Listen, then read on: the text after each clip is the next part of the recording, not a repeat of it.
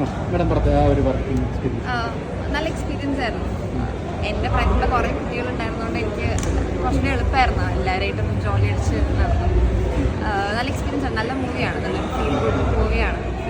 Plus ഒരു investigation Shine ചേട്ടൻ്റെ അടുത്ത് സംസാരിച്ചിട്ടുണ്ടായിരുന്നു. പുള്ളി ഭയങ്കര എനർജറ്റിക്, ഭയങ്കര വൈബ്, ഭയങ്കര ഹൈപ്പറായിരുന്നു എല്ലാവരുടെ അടുത്തും. എന്നുവെച്ചാൽ കാണുന്ന എല്ലായിടത്തും പുള്ളി സംസാരിക്കുമായിരുന്നു. പുള്ളി ഭയങ്കര ഫ്രണ്ട്ലി ആയിരുന്നു. ഒരിക്കലും ആ ഒരു ആക്ടറിൻ്റെ ആ ഒരു താരങ്ങൾ അങ്ങനെയൊന്നും എല്ലായിടത്തും വേറെ എന്തെങ്കിലും മറക്കാൻ പറ്റാത്ത എന്തെങ്കിലും ഒരു അനുഭവം സെറ്റിൽ?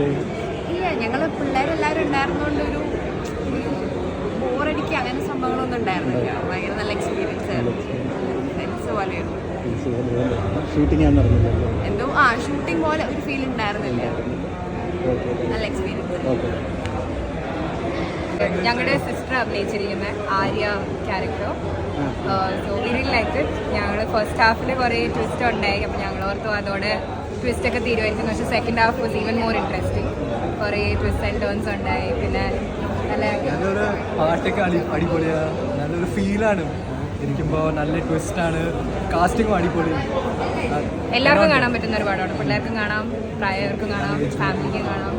കൂടുതലായിട്ട് ഇഷ്ടപ്പെട്ട ഫസ്റ്റ് ഹാഫാണോ അതോ സെക്കൻഡ് ഹാഫാണോ? സെക്കൻഡ് ഹാഫിലാണ് ട്വിസ്റ്റും കഥയൊക്കെ വരുന്നത്.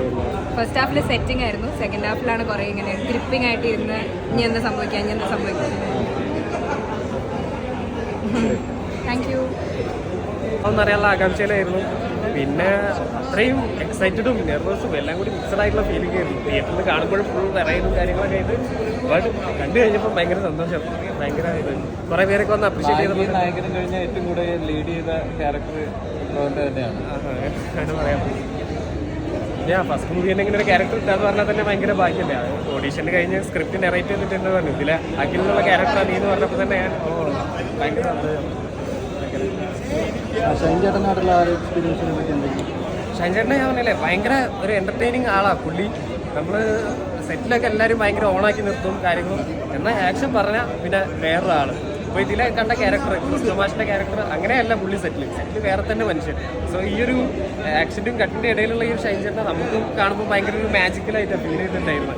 പിന്നെ ആക്ട് ചെയ്യുന്ന സമയത്തും ഇതേപോലെ തന്നെ എന്തെങ്കിലും നമുക്കൊരു ഇംപ്രൈസേഷൻസ് ഒക്കെ ചെയ്യണമെന്നുണ്ടെങ്കിൽ അദ്ദേഹം കുറച്ച് കാര്യങ്ങളൊക്കെ പറഞ്ഞുതരും. ഞാനിപ്പോൾ ഇങ്ങനെ ഒരു സാധനം പറയും, അപ്പോൾ ഇങ്ങനെ റിപ്ലൈ തന്നോ എന്നൊക്കെ പറഞ്ഞിട്ട് ഭയങ്കര സപ്പോർട്ടീവായിട്ട് അങ്ങനെ രീതിക്കാണ് നിന്നത്. ഭയങ്കര അങ്ങനെ ഒരാളെ കൂടെ തന്നെ ഫസ്റ്റ് കിട്ടിയതും ഭയങ്കര ഭാഗ്യം. ഫ്യൂച്ചർ പ്രൊജക്ട്സ് ഞാൻ ഇതിൻ്റെ ഷൂട്ടിങ്ങിന് ശേഷം ഒരു ഓഡീഷൻ അറ്റൻഡ് ചെയ്തിട്ടുണ്ടായിരുന്നു. സോ അതിന് സെലക്ട് ആയി എന്ന് പറഞ്ഞിട്ടുണ്ടാവും. സോ നെക്സ്റ്റ് വീക്ക് ഷൂട്ടിംഗ് തുടങ്ങാനുള്ള പരിപാടിയാണ്. സോ അതാണ് നിലവിലുള്ളത്. വേറൊന്നും വന്നില്ല.